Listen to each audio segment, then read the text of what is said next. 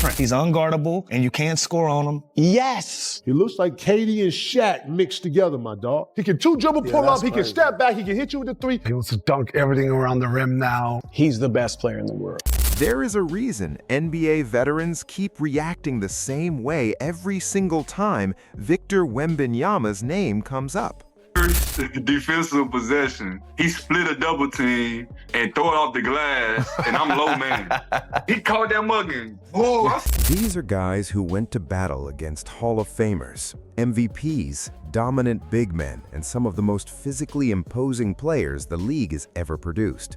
But when Victor Wembanyama's name enters the conversation, the energy in the room shifts in a way that feels entirely different. Having a debate, 40 or 45, to Wemby against Shaq. Well, we also said if you had a draft of all the greatest big men all time, It'd be all five. over again. Yeah, you slide down the list, big fella. I'm just saying, you can't guard Wemby out that three-point line. I'm not known for defense, but you know what I'm known for eating? French fries and French toast. Put him on Shaq. Shaq, guard him, Shaq. Come on, Shaq. Ernie was a congratulator. Y'all some haters. Hey, who am I impersonating? Shaq trying to guard Wemby.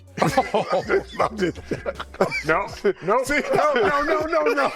I'm joking, man. We're on ESPN now. Come on, let me go. It is like they are genuinely puzzled, trying to figure out what you were even supposed to do against someone built the way he is. And honestly, that is the terrifying part. Usually when teams prepare to face a 7-footer, there's already an established blueprint. Get physical, bump him around, force him off balance, make him uncomfortable. But with Wembanyama, those old-school tactics barely register. The moment defenders crowd him, he puts the ball on the floor and blows right past them like a guard. Back off too far, and he simply rises and shoots over everybody like they're not even there.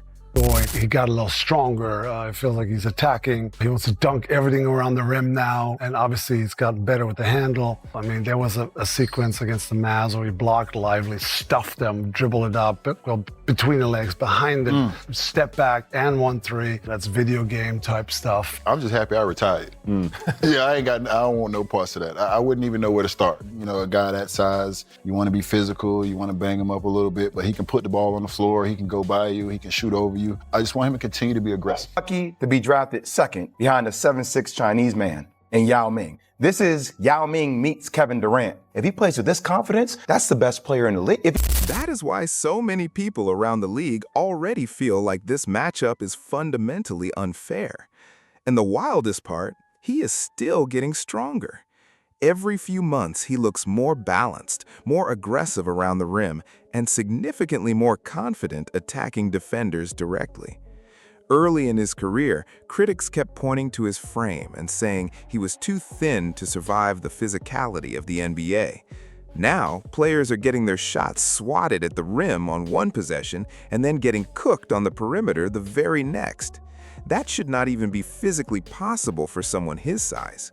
And what really has analysts stunned is how deep his offensive arsenal already looks at this stage of his career. You know, like Bambi, fragile legs, you know what I'm saying? It was a bunch of fog. He had, dipped his head through the fog. Bro, I saw it. You saw it? I saw the alien. I saw it. He looking like a cross between Giannis and KD. Did you see that one move where he went up over the whole team and dunked it? And who was that? Was that Mark Bryant? Thomas Bryant? Was looking. And he looked up like... That's the look. That's the look. And the truly scary part is that San Antonio still has not fully constructed an entire system around him yet. That is another point basketball people cannot stop bringing up. What KD do, Stop, man. you can do what Antetokounmpo do. You can do what Anthony Davis can do. Stop. You can do what Embiid. Man, he's one of the top 5 most skilled players in the league today. And Pete, he's just playing. He can two-dribble pull up, that's he can crazy. step back, he can hit you with the three. Lord, he got it. He got it to where he can lead a team. Now it's about his IQ and his education. Like when he went to go give check I would have came out with the high left hook, right? Man, came under with the... His numbers already look extraordinary, but many believe they could climb even higher if every possession consistently ran through him. Right now, there are still moments where the Spurs spread the offense around normally, instead of fully unleashing him on every single trip down the floor. And even with that limitation in place, defenders already look completely helpless. Some teams immediately throw double teams at him, others switch smaller defenders onto him, hoping to pressure his handle and disrupt his rhythm. Some keep bigger bodies stationed near the paint, trying to cut off lobs and easy finishes at the rim. And somehow, none of it fully works, because Victor keeps adjusting in real time, like he is solving the defense one possession at a time. That ain't 7'6" movement. That ain't. Man, Yao Ming was moving like a big ass oak tree when he moved. Shaq was walking through, man, big motherfuckers who 7'1" walking through like an oak tree, bumping in this shit. Hey, Wemby, I want to see you in a salsa competition, my dude. I need to see you in bachata. Man, he light on his feet, Pete. So he gonna be in the MVP talks. Because if you talking about Shaq, KD, absolutely, Lord, and he leads the league with 8 blocks. So defensive player of the year. Lord, listen, bro, I just said he's tapping into a space we have not seen. He wants to be something outside of the box. He's the best player in the league? He's about to be something different than one possession, he is attacking the rim like a dominant big man. The very next possession, he is pulling up from deep without a moment of hesitation. And then, out of nowhere, he is blocking shots, grabbing the rebound, pushing the fast break himself, and throwing passes most guards would never even attempt. That is why so many former NBA players keep openly admitting they genuinely do not know what Victor Wembanyama's best skill is anymore. Think about how remarkable that actually sounds for a moment. Most superstars have one signature weapon that everybody immediately points to. Shaq terrified entire franchises with raw physical dominance. Steph Curry permanently changed the sport itself with his shooting range. Just a lot of shots. Well, he scares you. He's almost like the big kid where as a kid, you have to check his birth certificate to see if he's really that age. Like he's setting you up. He'll turn his back, like, go ahead and shoot. No, I'm going to get it. He's like something I've never seen before. And what I figured out about him is working with him, he's a big, but he's really a tall guard. Like I thought I was a tall guard at 6'5". And then you saw guys like Durant, McGrady, who were taller than me that can really handle the ball. And then he just took it to somewhere we never thought would take it. He's already an A on the defensive end, but he was probably a B- on the offensive end. And I said, boy, if he ever gets up to, he's going to be the best player in the sport. He'll be the face of the sport. That's happening maybe a little quicker than people thought. Look at the USA versus the World game. He made that single-handedly competitive again. I saw a picture of Joker the last time they played, and Joker went off and they won. But there was a picture of Joker kind of looking up at Wendy smiling like, actually tipping it in. I just don't see that a lot. Oh my goodness.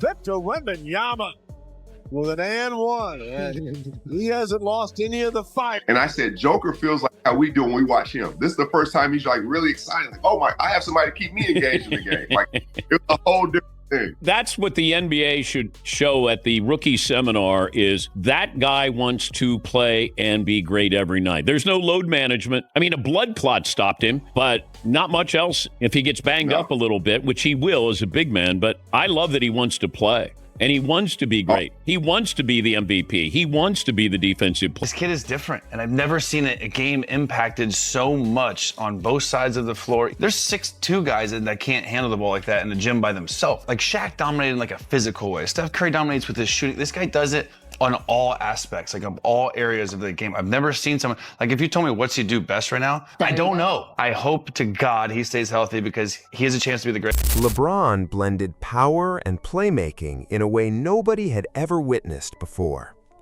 Kevin Durant became nearly impossible to guard because of his scoring ability, length, and shot-making range. But with Victor, people actually pause and struggle to explain what he does best. Is it the defense? Because some nights he single-handedly dismantles an opponent's entire offensive game plan. Guards stop driving into the paint. Big men rush shots they would normally finish with confidence. Players start lobbing floaters way too high, just hoping the ball somehow escapes their reach. And it goes well beyond blocked shots. That is the part casual fans sometimes miss entirely. His presence alone changes possessions before a shot even gets attempted. Teams begin avoiding entire sections of the floor. Defenders gamble more aggressively because they trust Victor to clean up mistakes behind them.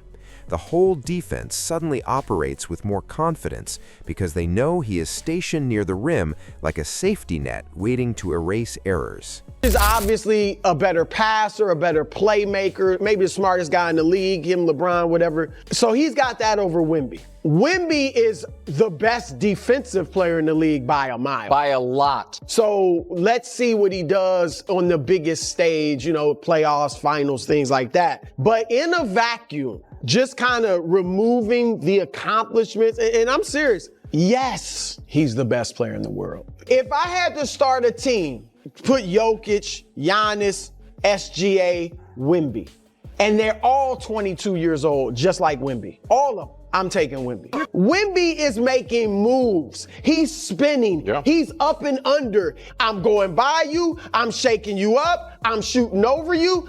Offensively, he's great. There is nothing he can't do offensively. Don't be fooled by the 24-point scoring average, which in and of itself is very good. He could average 30 easily if he played on a team that played through him offensively. I feel like if you look up the definition of generational talent, it'll be a picture of Wemby right next to it. We continue to have these talks about, you know, who's the next face of the league, and you know, after LeBron leave, after KD leave, after Steph, like who are we turning to? So I think he gave us our answer last night. Impact that he had on the defensive end is things that we see in the cartoons, when we see in video games. Like, He's unguardable, and you can't score on him, and he brings his teammates along with him. When you have a guy that's dominant like that level of impact is rare even among the most legendary defenders the game has ever seen. But then you watch the offensive side, and things somehow get even more absurd. There are possessions where Victor grabs a rebound, dribbles coast to coast, hits a hesitation move, steps back from three, and releases the shot from a height nobody can realistically contest. Defenders jump with everything they have and still look nowhere close to affecting it. It genuinely looks unreal at times. And maybe the craziest part of this entire conversation is how quickly the fear factor arrived. Normally, young players spend years earning the respect of veterans. NBA stars make rookies prove themselves over and over before giving an inch. But with Victor, that process happened almost immediately.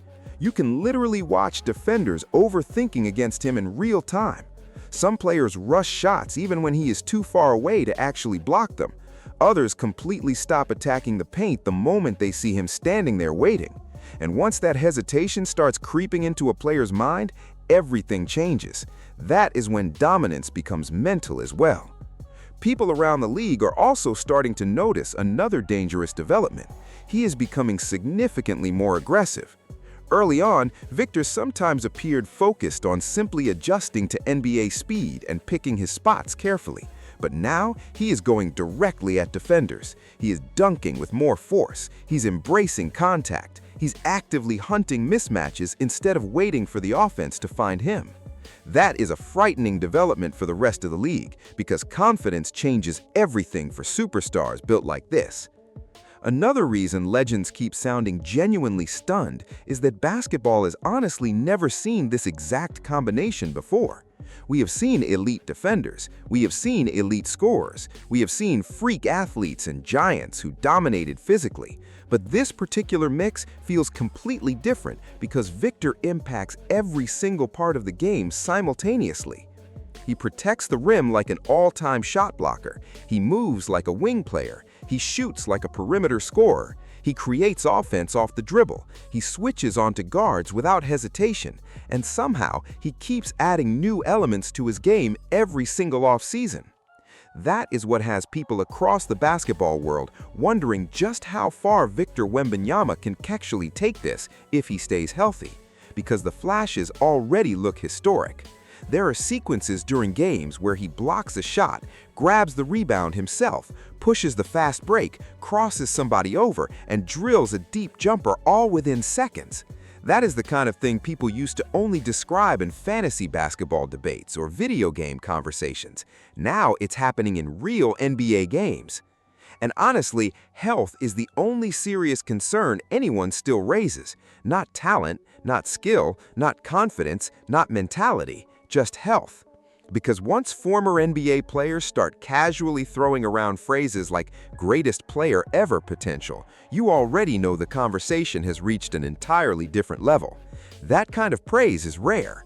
NBA legends typically guard all-time discussions carefully. They don't toss legendary comparisons around lightly. But with Victor, people keep breaking that rule because what they're watching with their own eyes looks extraordinary. And what makes everything even more remarkable is how young he still is. He hasn't even reached the stage where most NBA superstars fully understand how to control game possession after possession. He is still developing his defensive reads, his timing, his pacing, and learning how to attack different matchups across a long season, which means the version we're watching right now might not even be close to the finished product. And that's exactly what has NBA fans locked into every single Spurs game. Because if this is only the beginning, the rest of the league may be staring down a very serious problem very soon. Maybe that's why reactions from players, analysts, and legends keep sounding almost shocked every time his name comes up. This is not just hype anymore. This is not just potential anymore. People are watching a player who already changes the entire geometry of basketball the moment he steps on the floor. A player dominating defensively like a legendary center while moving offensively like an elite wing honestly should not exist. But somehow, Victor Wembanyama does. And the rest of the NBA is slowly coming to terms with the fact that they may have to deal with this nightmare for the next 15 years.